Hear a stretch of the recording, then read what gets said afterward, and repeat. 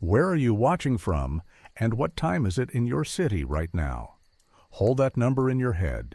In this story, the clock everyone points to is the bright circle of a projector gate, but the real time hides in cue marks and delivery tags, and if you notice where they sit, you will understand why a screen can watch a person back. After the last show, the Nickelodeon on Calhoun Street goes dark the way a stage pretends to sleep.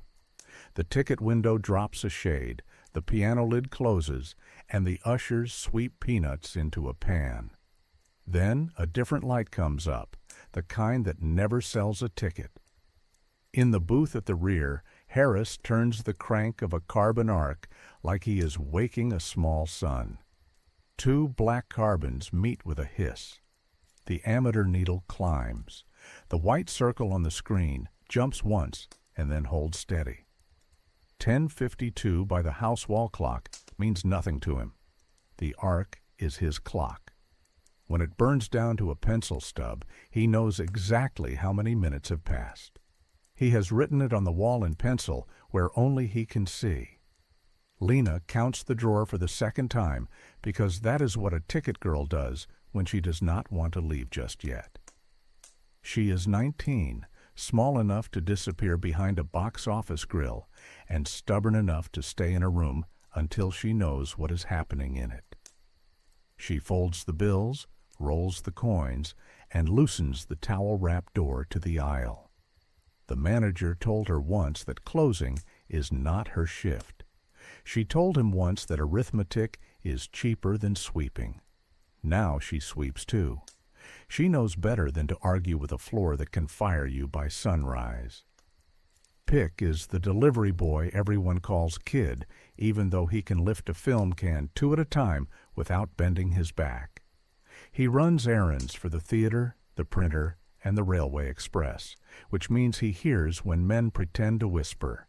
He stands in the lobby with a broom he barely touches to the floor and watches the manager talk to 3 ushers like a coach giving a special play. The ushers' uniforms are neat. They practice that neatness the way a man practices handwriting. Tonight they do not hold open doors for couples. They stand by the exit aisle like pillars and wait for the audience that is not supposed to be here. The manager's name is Bram. He is at his best when he moves faster than questions. He shakes the ushers' hands, checks their cuffs, and says the words every person in this building will repeat later if asked. For the record, under supervision, with witnesses of station. He does not say what they will supervise. He does not say what the record will be. He looks up at the booth window where the arc burns and nods once to Harris. Harris does not nod back. He does not like the kind of nights when a manager nods before anyone has paid for a ticket. Behind the screen is something no paying customer has ever seen. The screen is not just cloth. It is 2 pieces of fabric and a panel. The panel looks like painted wall to anyone on the audience side. On the booth side, it is a shallow frame with a lens mounted behind a varnished board. A 2-way surface sits where projection light is supposed to stop. If you turn up the arc from the booth, the screen throws a picture forward. If you dim the arc and open the iris behind the board, the screen takes a picture back. The person who sold Bram the panel called it a practical for safety drills. Harris calls it what it is when nobody else can hear him: a trap. At 11, the side door opens and a woman steps in with a matron. The woman wears a modest slip and a coat over it and clutches both like a person who has been told 2 different things by 2 different people. The matron carries a small ledger and the calm voice of a person who has said this speech often. She says the same 3 sentences to Bram, to the ushers, and to the air. For the record, under supervision, with witnesses of station, the ushers take their marks, 1 on each aisle step, 1 near the side wall. They do not touch the seats. They do not touch each other. They look toward the screen because that is where a person is taught to look in a theater. Lena does not go home. She sits 2 rows from the back with a dustpan on her knees and watches the house fill with shadows that call themselves proper. She looks at the woman and sees the thing men do not notice because they never had to learn it. The ring sits on the left hand. The pamphlets that arrive from the pastor's office always describe right-hand promises. Lena does not care what a pamphlet prefers. She cares that the woman looks at the exit light twice in 20 seconds.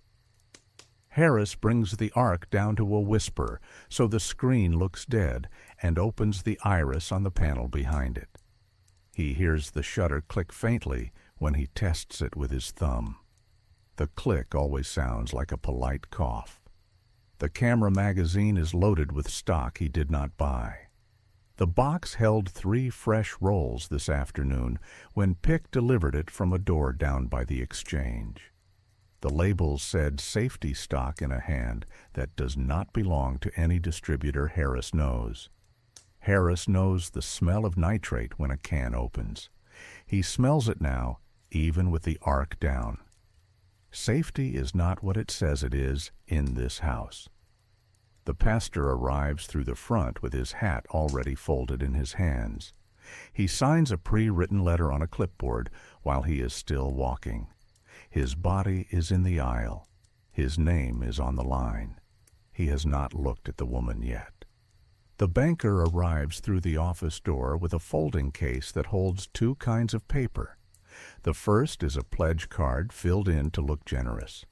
The second is a receipt printed to look charitable. He will use whichever word the person paying prefers to hear. Bram greets both men by their titles without saying their names. Titles make rooms sound official when rooms are trying to forget what they are doing. Pick slipwalks to the booth and knocks in the pattern that means, "Do not shout." Harris opens the door with his shoulder and keeps his hands on the cranks.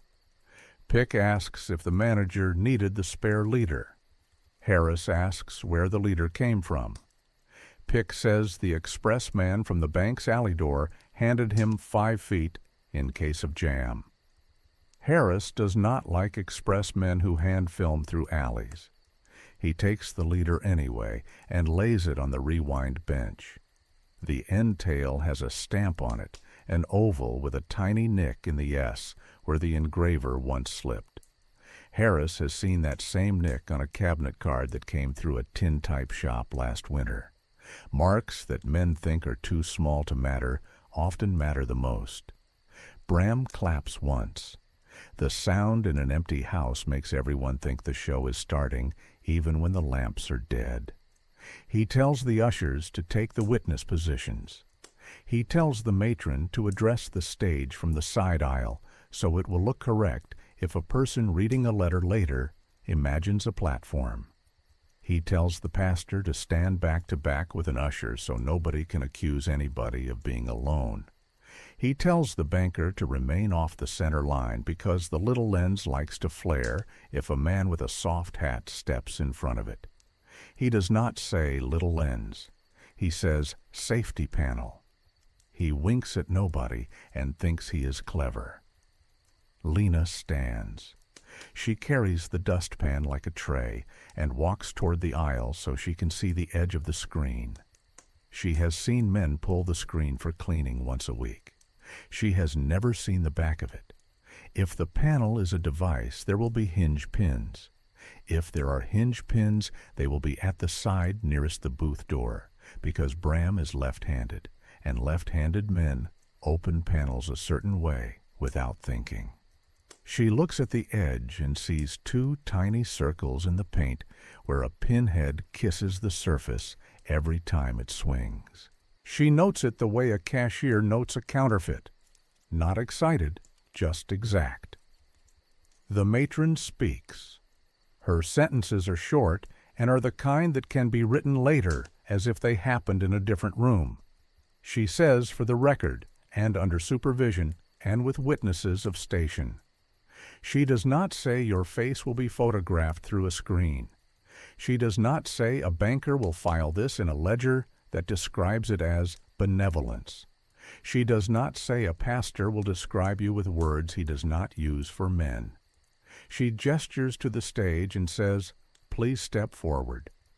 The woman steps onto the flat spot on the carpet where a set piece once sat. Harris brings the shutter up a fraction and checks the gate. Clean. He brings it up another fraction so the lens sees the shape it was built to see. A body in a room that thinks it is not seen. Bram says the word that tells you exactly what kind of night it is going to be. He says closer. The matron says the garment is proper as is. Bram says angle and moves 2 fingers in the air like he is aligning a picture frame. The banker says the client requires confidence, and the best way to achieve confidence is to remove doubt. The pastor starts a sentence with decorum. Lena hears each word and files it under the same drawer title she uses when a man says he can pay tomorrow. Lies that sound tidy. Harris does not argue with people who are not in the booth. He adjusts the frame to keep the woman's silhouette centered in the circle so the people here cannot later claim the camera introduced a tilt. He hates the thought of his machine being asked to lie. He takes his hand off the iris and takes up the crank in his right. He calls down to Bram like an operator calls a stage manager. "Ready?" He says it in a voice even Bram has to respect. Bram nods like he is in charge of readiness. He is not. The arc is. The gauge reads a hair under 40. Harris knows exactly how long he can run at this intensity before the carbons kiss themselves to ash. It will be just enough time to let a man push past a rule if he thinks no one will stop him. The ushers stand as 3 points in the room, 1 on each flank and 1 behind her. They are not lined up like a wall. They are arranged like a triangle that says a body in the center is accounted for. The men keep their hands at their sides. Their faces are careful and not blank, the way a man's face looks when he wants to look kind and also wants to look like he belongs here. The woman lifts her chin a little because the matron told her earlier that a camera will be kinder if it sees a straight neck. She lifts her left hand to her collarbone because Lena said it under her breath when they passed in the aisle. Keep it high so a person reading a card later will have to work to pretend they did not see it. Pick stands by the aisle door with a canvas strap over his shoulder. 2 empty film cans sit open on the seat beside him. The lids have labels he does not like. One says correction, the other says donation. Neither of those words belongs on a can of motion picture film. He flips a lid and sees a thin paper collar inside with a space for a time code and a space for a name. Times can be faked if a person writes them after. Names cannot be faked if the boy who carried the can says who handed it to him, and a judge believes a boy who works for tips. Pick does not know yet which judge would listen to him. He knows what he would say if asked. I took it from a door with a bank crest at the top and a chandelier in the hall. Harris rolls. The shutter opens and closes in a rhythm his arm could do in the dark. 16 frames a second, because this is not a fairground running fast for laughs.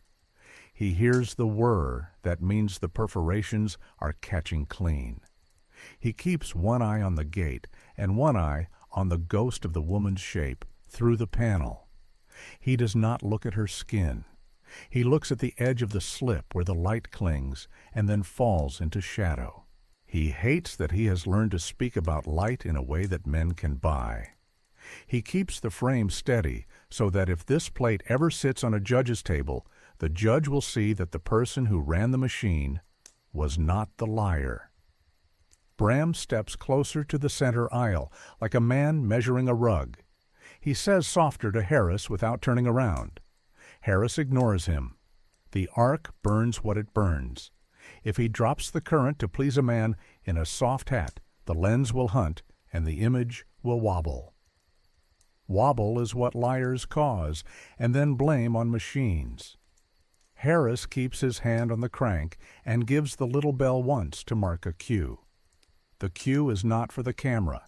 It is for the person he hopes is listening in the lobby with a pencil. Lena hears the bell and writes a number at the top of a scrap ticket. Not the wall clock time. The time Harris would write on the booth board if he were the kind of man who liked neat boards. She writes it in a small, straight hand and folds the scrap twice. She is not making a speech. She is making a paper she can hand to someone who understands what a cue mark means later when men start pretending to forget. The matron calls the second instruction in the same tone she uses when she orders tea. Hold. Release. She does not count out loud. The woman breathes on 2 and lets it go on 3. The ushers keep their eyes forward. The pastor's mouth opens and closes around a word he will later put in a column with no specifics and too much dignity.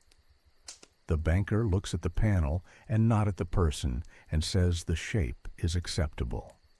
Bram uses the word proof as if a person can be one. Pick takes one can and writes a number on the collar and then crosses it out like he is clumsy. He is not clumsy. He wants to see if Bram notices a wrong number. Bram does not. Bram notices nothing that is not a hat being tipped in his direction. Harris hears the last inch of carbon scratch and knows he has 40 seconds left before the arc stutters. He counts silently and keeps his arms steady. He thinks about the replacement leader in his pocket with the nicked S and wonders which press set that type and how many cards have been stamped with it this month. Marks line up. The trick is staying in the room long enough to hold them under the same light. Bram says one more. The matron says enough. The banker says the client requires confidence. The pastor says decorum again because he has no other word in his pocket. Harris turns the shutter closed, lets the arc hiss down, and speaks loud enough for the back row. Stock is spent. He means the lamp. He also means the room's belief in how far it can push. Bram looks up in irritation, the way a man does when something he does not control has interrupted him. Lena stands and sweeps the aisle because a person with a broom goes anywhere without being asked why she is walking. Pick picks up both cans, latches them, and sets the strap across his back. He glances once at the woman the way a delivery boy looks at a package he does not want to see dropped. The house does the thing all houses do when they are finished lying for the night. It exhales and pretends nothing happened. The matron thanks nobody and escorts the woman to the side door with the manner of someone returning a borrowed book. The ushers straighten their cuffs. The pastor signs the date. The banker folds a card and slides it under a clip. Bram tells Harris to douse the arc and lock up and tells Pick to hurry the cans before the express desk closes. Harris opens a can a finger's width and smells the lye again. Safety stock does not smell like that. He closes it and looks at Lena. She looks back and taps the dustpan twice with her finger like a man in a booth ringing a cue. Harris nods once. He does not know yet what he will do. He knows who can do it with him. Harris starts with the cans because metal does not lie if you weigh it. He carries both to the booth bench and sets them on a postal scale he keeps for returns. A fresh 100-foot roll-in and a take-up empty should weigh the same coming as going if all you did was thread and rewind. The can marked correction is heavier by almost half a pound. He writes the numbers in pencil on the booth wall where the carpenter left raw wood. He writes the time the arc went down. He writes the amperage when it went up. If a manager asks later what he was writing, he will say lamp notes. Managers do not argue with notes on machines they do not understand. Lena goes to the lobby safe to roll coin the way she always does. The safe sits next to the house wall clock. The clock says 11:29. The scrap in her pocket says Q at 11:19 by Harris's bell. She writes both numbers on the paper wrapper around the nickels and does not label either. She wants to see if the bank's receipt tomorrow morning will echo the house clock or the Q.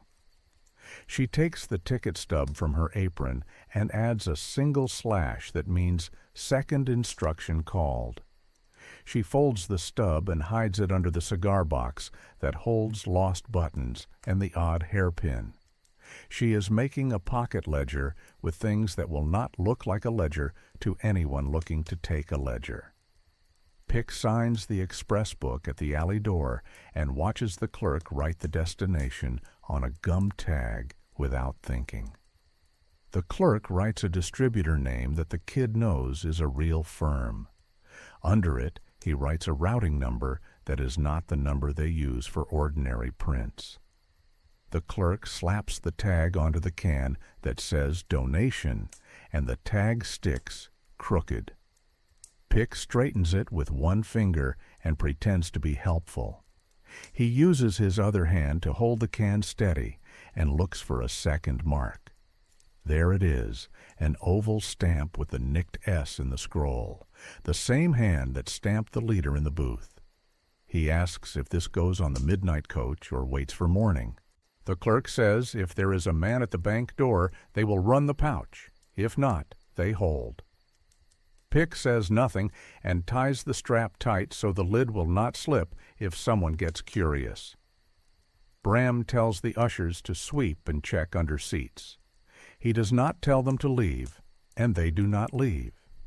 He calls them gentlemen and asks if the positions felt orderly. They nod like boys who enjoy being asked for military opinions.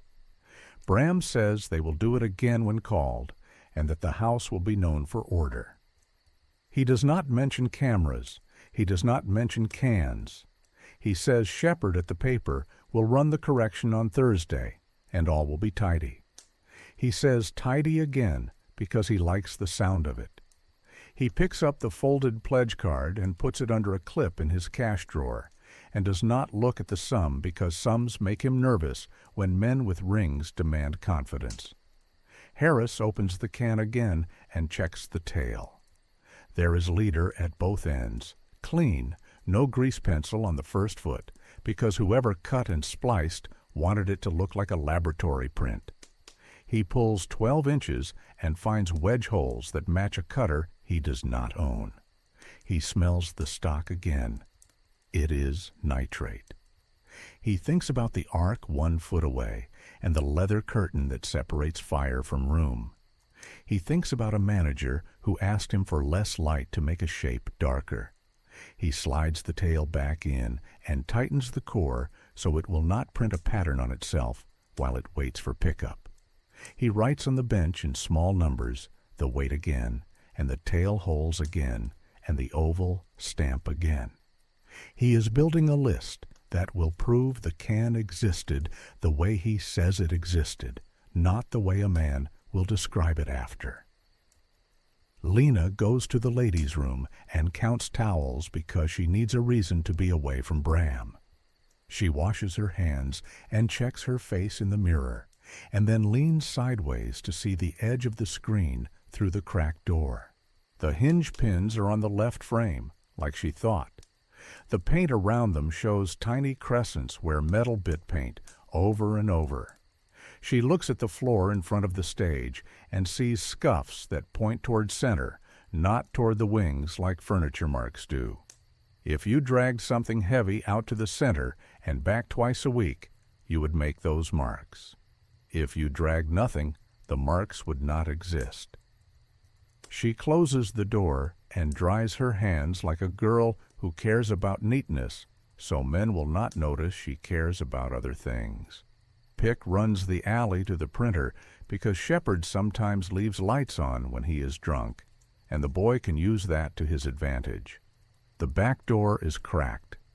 The press room smells like ink and light oil. The boy with ink on his hands who sets small items looks up and makes the face a kid makes when he sees another kid who belongs in a different shop. Pick asks if the standing piece for the pastor is still in. The boy says the plate never comes out because the pastor buys it like a subscription and they just change the name-town line if a deacon asks. Pick asks if he can see the plate for a second, like a schoolboy who likes printing. The boy lifts the frame halfway out of the galley and sets it on a bench. The S in speaks shows a tiny notch. Same Nick. Pick plays dumb and asks if the notch has always been there. The boy says the engraver slipped a year ago and nobody paid for a remake. Pick says thank you and leaves like he is late for nothing.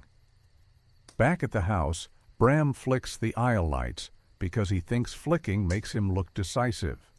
He tells Lena to lock the till and tells Harris to call the city about a fire inspection so there is a paper in the file if anyone talks. He does not tell anyone about a second session. He will send that note in the morning with a messenger from the bank so it will look official. He tells the ushers they can find work on Thursday night if they look clean. He praises them for discretion. He tells Pick to be quick to the express and tells him to come back through the front like a respectable boy and not through the alley like a thief. He has long lists of small instructions for other people and only one instruction for himself. Keep the room believing. Harris puts the cans into a crate with rope handles and nails a paper tag to the side with a brad. He writes the routing the clerk gave Pick and then writes a second line, 4 digits off in pencil, so he can track which number the real clerk uses when the bank requests a reconciliation. He tells Pick to keep the strap tight and not to trade cans on a bench with anyone wanting to chat. Pick nods. He knows the type. Men who want to talk at the exact place where a job changes hands. He leaves through the alley in the rain and keeps the cans on the dry side of his jacket. Lena waits until Bram steps into the office to draw down the shades and then crosses the lobby to the front door and flips the open sign to a blank card. She ties the cord into a knot and thinks about untying ceremonies. A store window dress will come and untie this in the morning and paint snow on glass with flour and water and make a tree out of wire. People will forget the stage if the window is bright enough. She looks at the door glass and sees the faint opposite of the lobby reflected back and sees herself holding a dustpan like a tray. She is not going to be the girl who sells popcorn and counts dimes forever. She will be the girl who knows which door to knock on when it matters. Pick runs the block to the Railway Express and sets the crate on the counter and hears the clerk click his pencil over a carbon book. The clerk writes the can numbers and stamps a time. Pick asks if he can see the stamp for a second because he likes the sound it makes, and the clerk laughs and shows him the die. The die has the same oval crest as the bank and the same nick in the S that haunted the leader and the pastor's plate. The clerk raises the stamp and slaps it on the carbon. The ink is a touch light. Pick asks if he can get an impression on the string tag, too, in case Bram forgets the receipt and yells in the morning. The clerk obliges and slaps the tag. The nick prints clear. Pick says thanks and slides the tag upside down under the knot so the stamp cannot be rubbed away by rain. Harris closes the booth and puts the arc rods in a coffee tin with a hole punched for air. He wraps the used carbons in a rag because Sparks look for excuses. He looks at the pencil notes he wrote on the raw wood and underlines the weights and the number of frames he turned before the stock ended. He does not underline the word nitrate because if a fire inspector sees that word on a booth wall, He will write up the room and close it for a week. Harris wants the room open. He wants men to come and say tidy, and then find their tidy words pinned to a table that does not belong to them. Lena gets one more piece because buildings always give you one if you press. She lifts the corner of the screen skirt nearest the wall and finds a strip of tape stuck where a lazy worker once repaired a tear.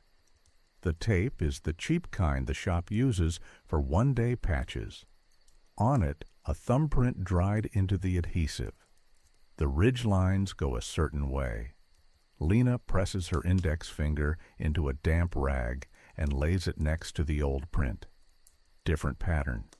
She does not know whose thumb that is. She knows whose it is not. Bram's prints go sideways. The ushers' prints go all over because they are boys. The careful, clean thumb will belong to the banker, or to the pastor, or to the person who sold the panel. If a man with authority ends up in a room with a man who can read prints, a strip of tape can talk. Pick comes back in through the front like a respectable boy and hands Bram a carbon receipt. Bram says good lad and asks no questions about the route. He will ask questions at noon tomorrow when he stands in a bank office where he thinks everything belongs to him. He will not ask the only person who could answer properly, the kid who knows which door the stamp came from. Pick goes to the booth and taps twice on the wood. Harris opens and lets him in and closes the door, and they stand in the smell of hot dust until the room feels small. Pick lays the string tag with the upside-down stamp on the bench beside the leader tail with the same nick. Harris does not smile. He does not need to. He says, "Bring me tomorrow's routing sheet if you can." Pick says, "Done." Bram telephones the pastor and says the first correction will read Thursday, and the letter will carry the tone of humility we discussed. The pastor says the word decorum again, and it sounds thinner over a wire. Bram telephones the banker's clerk and leaves a message that the house is ready to accommodate a second sitting with less light if the client wishes. He uses the word accommodate twice. Men who sell theaters for a living love the sound of that word. It makes them feel like trains they do not own come when they call. Lena pulls the shade on the ticket window and ties it with a knot that will not slip. She takes the coin wrapper with the 2 times written and tucks it into her shoe so Bram will not find it if he gets friendly with drawers. She takes a stub from the tray and writes on it in tiny letters 2 words she heard every person use tonight, for the record. Then she writes the only word that mattered, closer. She puts the stub under the cigar box and sets the box under the ticket desk where the floor dips a half inch. No man ever looks that low unless he drops a ring. If anyone drops a ring in this house, Lena plans to see who bends to pick it up. Harris locks the booth and the back door and walks to the front where Lena stands with the broom against her shoulder. He says, "Say out loud what you saw so I can say, 'I heard you.'" She says, "Hinge pins, center scuffs, wrong smell, queue at 19, house at 29, 3 ushers like a triangle, ring on left," manager said closer. He nods and repeats the numbers back without the nouns. She nods and repeats the nouns without the numbers. That is how people who mean to make a thing hold together start a record when there is no form to fill. Pick leans on the lobby pillar like a kid who only cares about not getting sent home early. He does care about getting sent home early, but not tonight.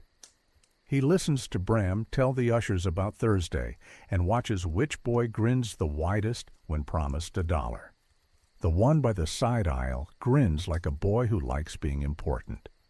The one at the back looks at the woman's path and then at the broom in Lena's hands. Pick stores both faces because sometimes the person who helps you is the person who looked at a broom instead of the stage. The last thing that happens before midnight is nothing at all. The manager locks the front and pockets the key and says good night in the voice he uses for public events. The pastor leaves without looking up. The banker's clerk never appears because his part was done at the Express 5 minutes ago. The ushers drift out in pairs like boys leaving a pool hall. The building breathes and goes still. Harris stands in the booth doorway with the carbons cooling in a tin and looks at the little bell that marks cues. He taps it once and then stops himself. He wants to save the next ring for when someone who can do more than write a number is standing at the door ready to hear it. The second request does not come on theater letterhead. It arrives on a cream card with a bank crest and a sentence that sounds like a courtesy. The client will require a second sitting with reduced illumination to ensure comfort. Bram shows it to nobody. He folds it, tucks it under the cash drawer clip, and tells himself that words like require and comfort sound better than the thing being asked. He calls the ushers as if he is casting a show. Thursday, clean collars, same positions. He says it in the tone men use when they are about to move a line they drew themselves. Harris hears about the note from silence. Managers with good news talk in doorways. Managers with bad ideas close them. He finishes oiling the intermittent, checks pad tension, and pulls the spare leader from the bench. The nicked S on the stamp stares back at him from the oval crest like an eyelash you can feel but cannot see. He looks at the booth wall where he penciled weights and amperage and writes one new line at the bottom. Thursday, less light, same risk. He knows Bram will try to push the arc down to make the silhouette softer. He also knows that dimming the arc and opening the iris invites flicker and flare. Flicker is a machine telling the truth about a lie. Lena arrives an hour early and changes nothing in the lobby. She moves the broom to the center and places the cigar box under the ticket desk where the floor dips. She loosens the string on the open sign and reties it in a granny knot that will not slip with one pull. Men who leave in a hurry hate knots they cannot undo in front of people. She takes the coin wrapper with the 2 times and puts it in her sleeve. She checks the aisle where the triangle stood and takes a knee by the spot where the woman paused. The carpet nap there is pressed horizontal. 2 steps forward, 1 back. She listens for the arc hiss up in the booth and hears nothing yet. She waits without pretending she is not waiting. Pick spends the afternoon away from the house because small boys seen too often begin to look like furniture. He goes to the Express and asks a real question to earn a real answer. When a can rides overnight on a late train, who signs in the morning? The clerk says the distributor signs if a runner is on duty. Otherwise, the bank man signs at the dock because his office has a bell on the tube and likes to keep ledger times straight. Pick says ledger times like he is impressed. The clerk shows him the bell, a brass dome next to the tube throat. The dome has a chalk smear on it, white in a crescent where a thumb would rest. Pick presses his own thumb into the smear and leaves a ghost. He wipes it off with his sleeve so the bank man cannot blame a child for a mark a banker made. At 6, Bram takes the booth key from the peg and tells Harris he will sit in the back row during the second. He calls it a sitting now, not a show. He says a gentleman prefers a softer picture and we are an accommodating house. Harris does not look up. He threads normally, laces the top sprocket with steady hands, and pulls the gate open to check for grease. The gate is clean. The weakness is not mechanical. It is moral. He lowers the carbons and strikes the arc and loads the take-up for roll 1. He lays the spare leader with the nicked S on the rewind bench where he and Pick agreed it will sit when someone with a warrant needs to see it under light. The ushers arrive 2 by 2 in the way boys mimic importance. Bram puts them in places with his hands, one on each aisle, one on the back wall. He tells them to hold station and keep eyes forward. He tells the back wall boy to watch the lobby. The boy nods and watches Lena instead. She is counting tickets into tens without looking down. The habit lets her watch the floor without looking at Bram. She sees him smooth the bank card with his fingers in his drawer, like a man calming a horse. She knows what a man looks like when he is asking paper to make him braver. The woman tonight is not the same. She has a different coat and a different jaw. She carries her own slip under her arm instead of wearing it. She keeps her mouth set, like a person who will not let a stranger put words into it later. The matron meets her at the side door and speaks the same 3 sentences in the same tone. For the record, under supervision, with witnesses of station. The woman puts the coat on the armrest of the last row herself. Lena sees that small act and files it. A person who sets her own coat plans to leave without waiting for permission. Harris dials the arc down 1 notch to make the circle on the panel less aggressive, then stops. He does not drop again. He opens the iris a hair and feels the picture look sadder, then stops that too. He calls ready. Bram goes to the center aisle and raises 2 fingers for angle, and does not say the word because he is pretending not to repeat himself. The banker arrives this time in person, not his clerk. He stands in the aisle like a man inspecting new flooring and sets his hat brim down on the seat back, chalk ghost already on the felt. The pastor follows a step behind and signs a letter with the date left blank. The date will be filled when a bank stamp makes it safe. The matron positions herself at the stage edge. The woman steps onto the faded center and lifts her chin, then lifts her left hand near her throat without being told. The triangle assembles behind her. The ushers face forward. The back wall boy keeps 1 eye on Bram and 1 on Lena, because he does not trust the quiet. Pick is not inside yet. He is at the express counter because he and Harris agreed they needed to know if the second can leaves earlier tonight. Harris rolls at 16.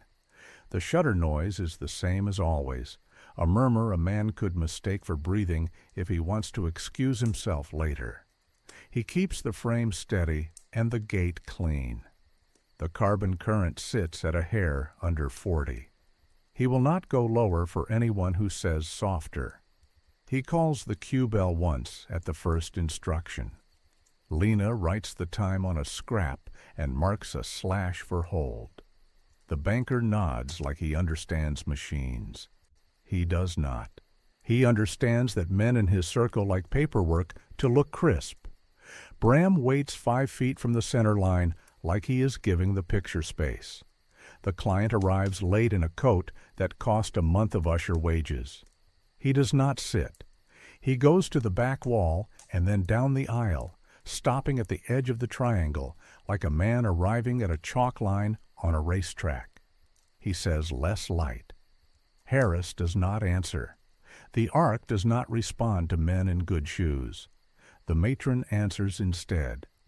This is the light. The garment is proper as is. The client smiles in the way that begins lawsuits later and says another angle then. Bram turns his 2 fingers in the air. Harris keeps his hand off the iris. Angle means tilt, means lie. He is not going to let anyone pretend a lens decided to shape a person's body. Pick sees the bank man at the dock when he reaches the express. The man signs the log and stamps the bell without looking up. The stamp edge clips the tag at a tilt, the nicked S clean as a tooth. Pick asks the clerk if that can is the first or second tonight. The clerk says first left 20 minutes ago, second waits on a signature because the destination ledger wants 2 initials when we ride after 11. The bankman looks at the boy like a fly looked at stew. Pick thanks nobody and runs back with empty hands. Empty hands make boys invisible. The second instruction lands. The matron says, "Hold, release," in the same soft tone. The woman does both. The pastor starts to speak and stops. He is learning the shape of his own silence. The banker watches the panel, not the person. He says, "Acceptable." The client says, "Closer again." He moves one shoe inside the triangle without touching anyone. Lena stands without calling attention to her body and walks down the aisle with the broom as if inspecting the floor. She stops with one hand on the seat back between Bram and the client. She does not look at either. She looks at the screen edge like a cashier checking for tears in advertising cloth.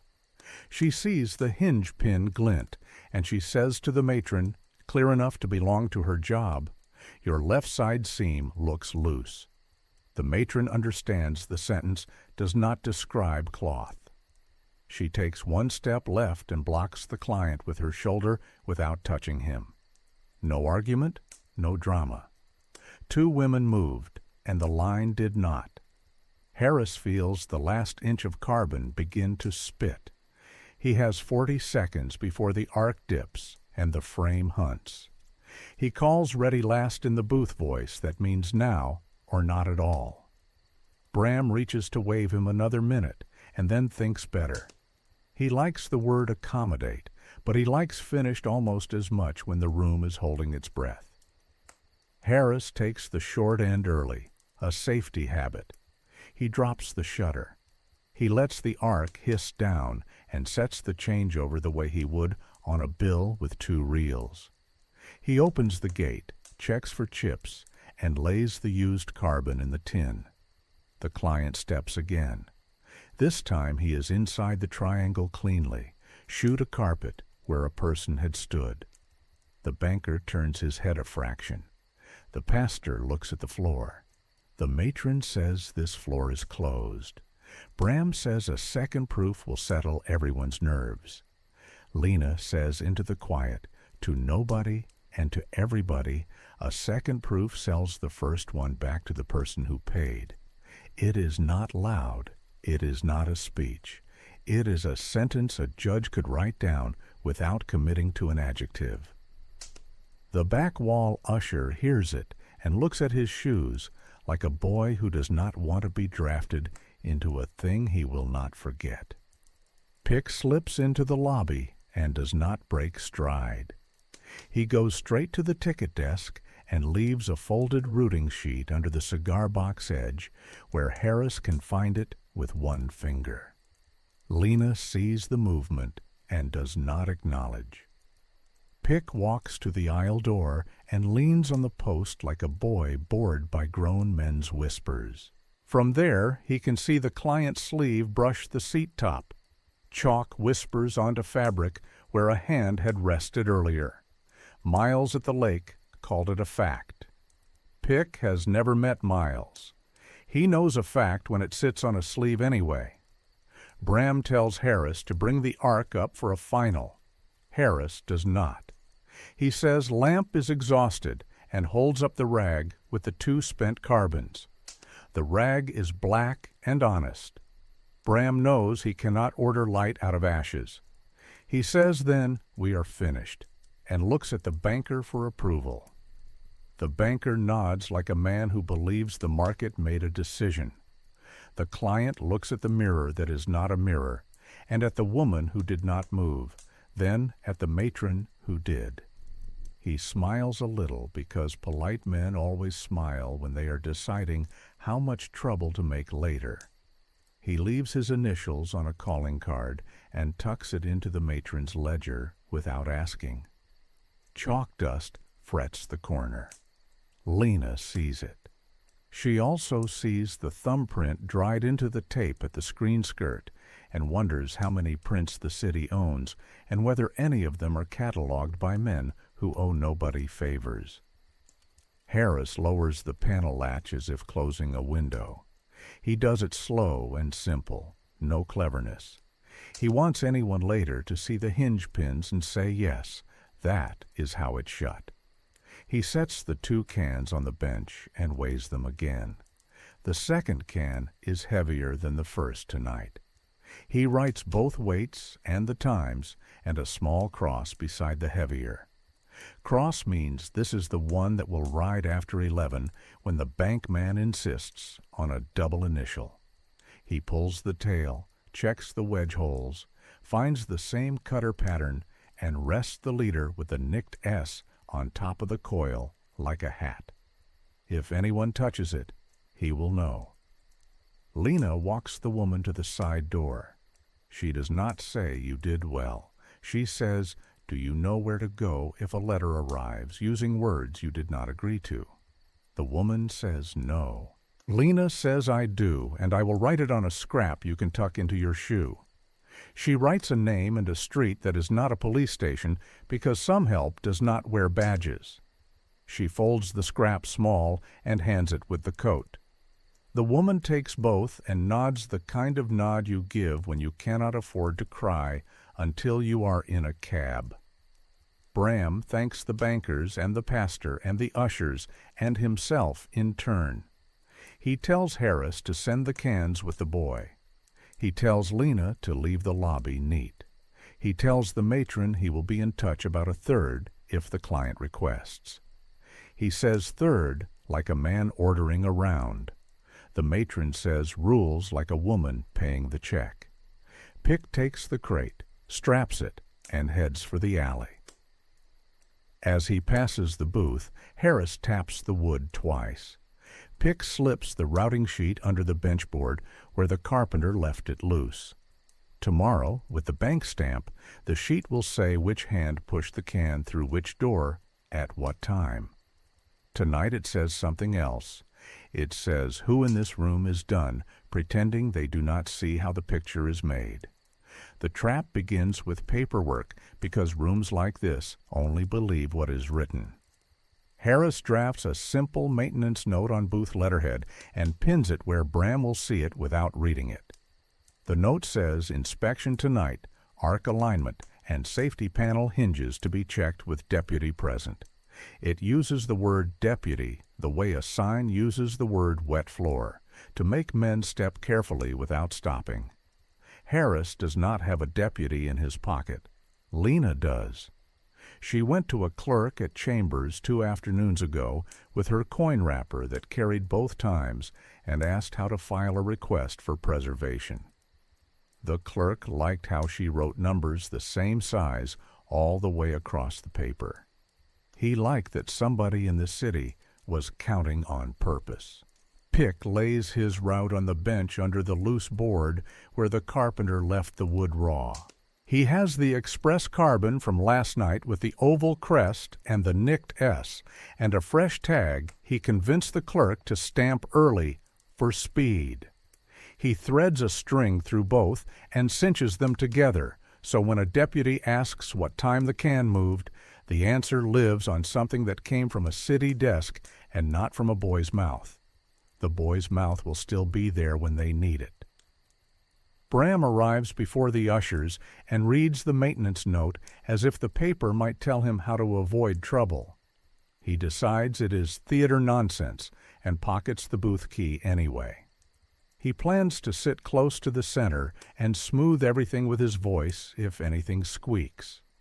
He calls the ushers gentlemen and posts them at their triangle, tells the back wall boy to watch the door, tells everyone that a second sitting will become a habit for refined clients.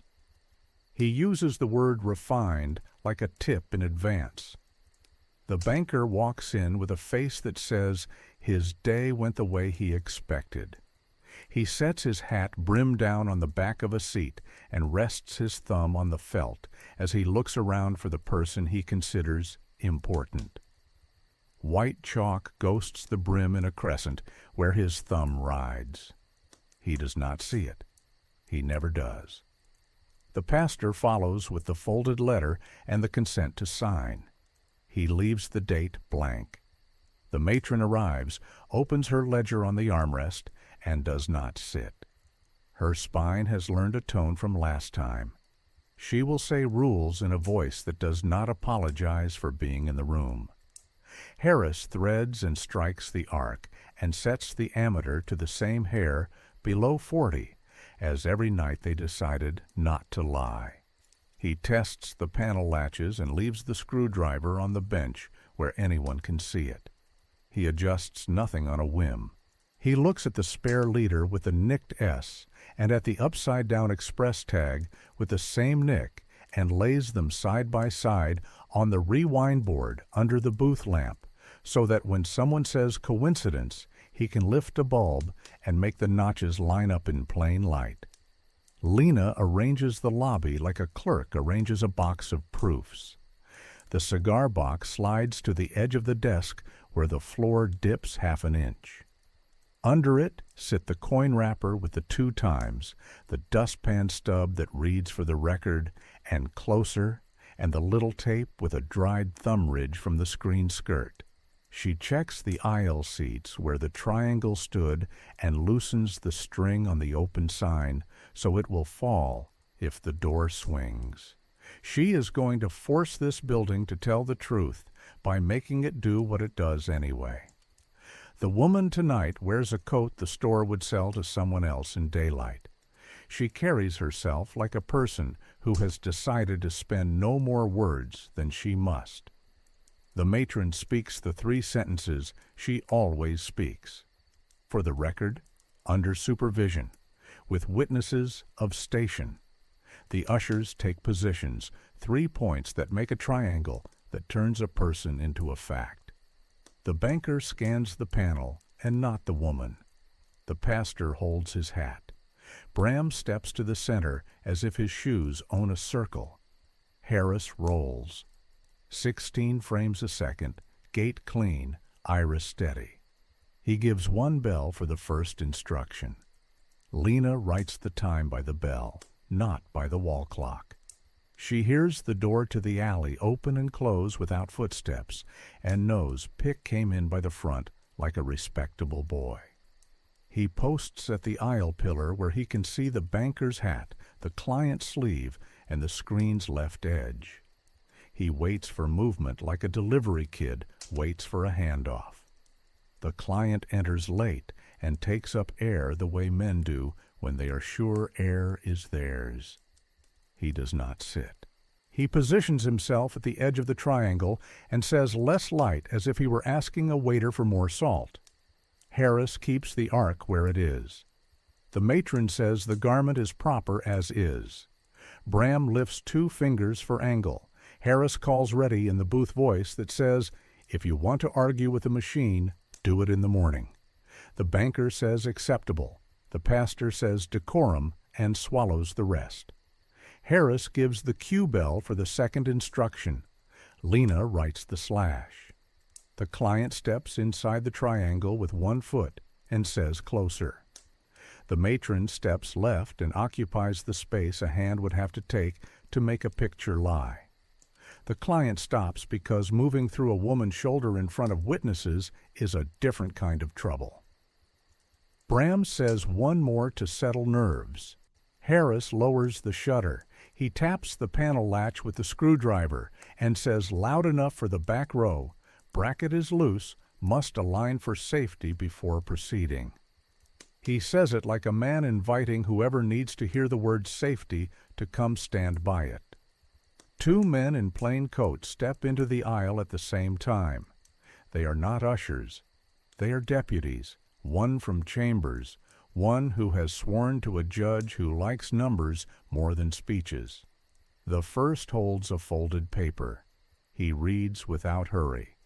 By order of the court, deliver forthwith the bank's reconciliation ledger for express consignments from this house.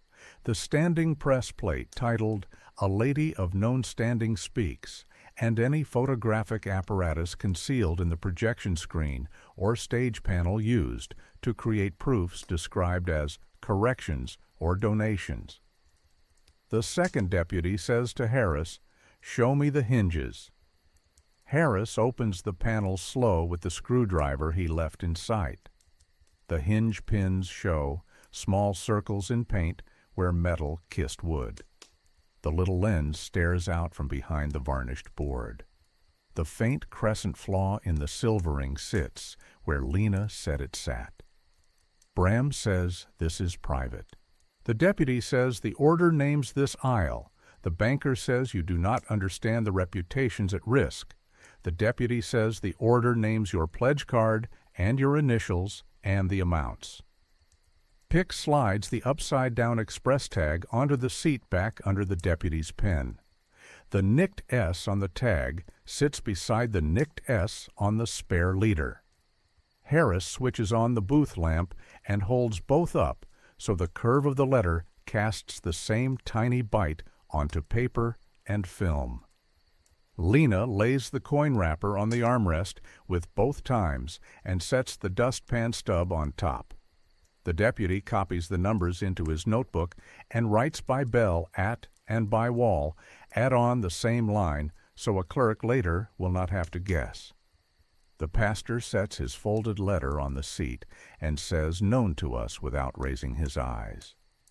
The matron opens her ledger to the place where the client's card sits, initials fresh, chalk dust fretting one corner. The deputy does not touch the card with his fingers. He uses a paper knife to lift it and slide it into a folder. He points at the banker's hat and asks whose dust that is. Lena says the boy can show you. Pick lifts his own thumb, white from the chalked stair knob he touched coming in, and holds it next to the brim. Same dust, same crescent. The deputy writes transfer on his page and underlines it. Underlines are for facts that survive rooms. Harris unlatches the panel fully and swings it wide. He shows the screws and the path of the light and the arc's ammeter needle. He calls out the amperage he ran at and points to the pencil marks on the raw wood. He says, "This is how many seconds I rolled between bell and shut." The deputy writes the count. Lena kneels and lifts the tape at the skirt hem with the dried thumb ridge. She says this print is not mine and lays it in the folder with the paper knife. She does not need to say the name of the person who left it. Names arrive on their own when men are asked to write rather than talk.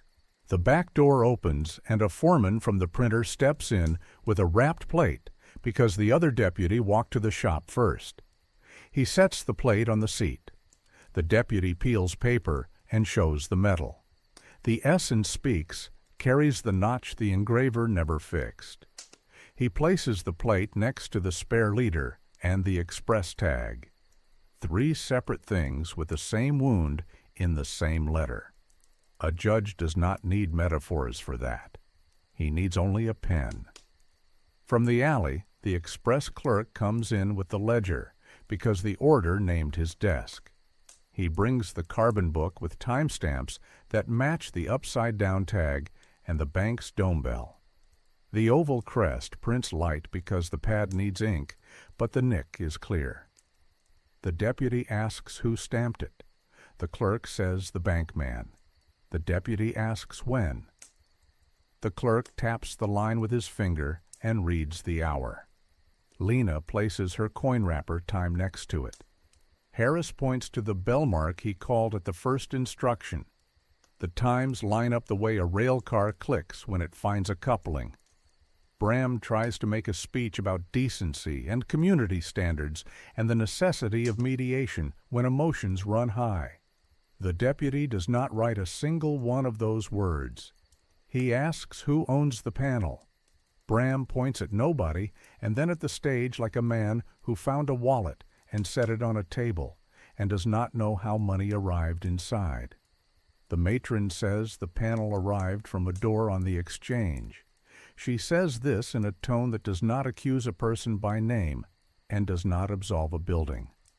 The deputy writes, arrived from exchange door, and then draws a line to the express ledger and to the bank crest and to the plate and to the leader. He has turned a rumor into a map. The client says you cannot put this in open court.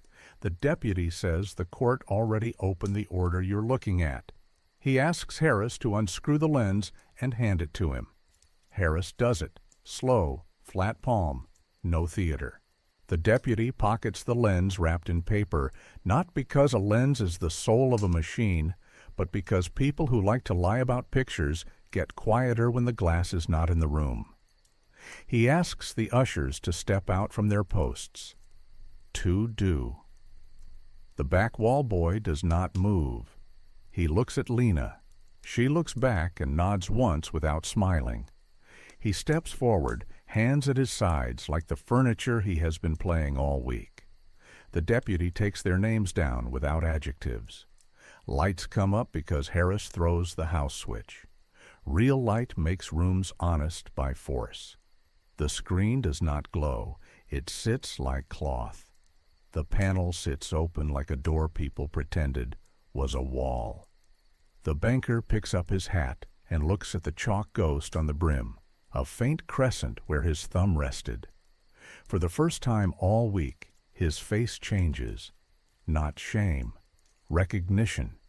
He brushes at the mark, and it does not leave. Chalk does not negotiate. The deputies collect the panel, the leader, the tag, the plate, the ledger copies, the coin wrapper, the tape with the dried thumb ridge. They leave the broom and the dustpan and the bench and the chairs, because those things are not evidence. They are how people lived in the lie. They ask Harris to come in the morning and explain to a clerk how an arc burns and how a gate frames, and to bring the rods he wrapped in the rag. They ask Lena to write her times on one sheet with straight numbers. They ask Pick for the route names in order, and the door where the stamp sits. They ask the matron for her page. They do not ask Bram for anything. He will be called later to answer a different kind of question. The banker says loudly that the court will ruin decent people if it insists on reading their private matters in daylight. The deputy says the court intends to weigh cans and not souls. He holds up the express ledger and the stamp and the tag with the nick and says, "We are done here for tonight." He does not say justice. He says, "Done." Rooms end by force of that word when it is written on paper and read in a voice that belongs to no man in the aisle. By morning the plate sits under seal at Chambers. The panel rests on a table with a paper knife through its hinge pins. The bank's reconciliation account is frozen until hearing.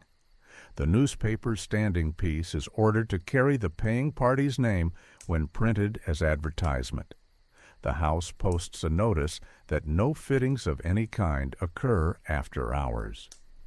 Bram takes the note down twice, and Lena puts it back up twice, and a deputy tells him a third time to leave it. Harris cleans the booth the way a person cleans a kitchen after a long dinner. Everything in its place, everything respectable, the rag black with old ash in the trash.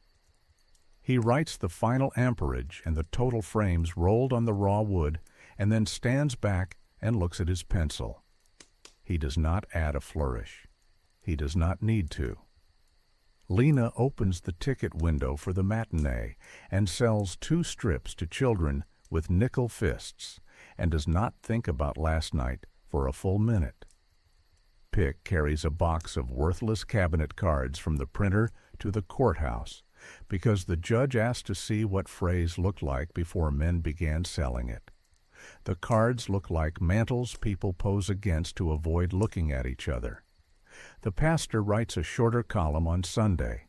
He does not use the word decorum. He writes the words known to us once and then stops. The banker wears a different hat. Felt remembers what hands did to it, and some men cannot carry that story on their heads without feeling watched. The ushers return to doors and tear tickets and hold seats for mothers with babies. The back wall boy nods at Lena when he thinks nobody sees. Someone always does. Harris stands in the booth and looks at the little brass bell that marks cues. He rings it once on purpose and writes the time they really open the house in chalk on the gate edge. The chalk sits white on steel until fingers or weather wipe it. Lena walks to the stage and touches the skirt hem and feels the place where tape lifted. She thinks about how many prints this city has without names on them, and how many names can be attached if someone bothers to copy a ridgeline carefully. Pick leans on the pillar and watches ordinary people take ordinary seats with popcorn and paper cones and no idea that last night a court walked through the aisle with its hat off. If you want a number to keep the Nick in the S, because it is the smallest proof tied to the largest lie. Or keep the weight Harris wrote on raw wood, because metal does not flatter men. Or keep the 2 times on Lena's coin wrapper, because a house clock will always tell the hour somebody wants, and a bell tells the moment something happened. Or keep the chalk arc on the banker's brim if you like poetry disguised as dust. The room does not care which one you remember. It cares that you remember any at all. The next time someone says we require a second sitting with reduced illumination to ensure comfort, you will know what that sentence is for. You will know how a screen can watch a person back, and how a person can make it stop.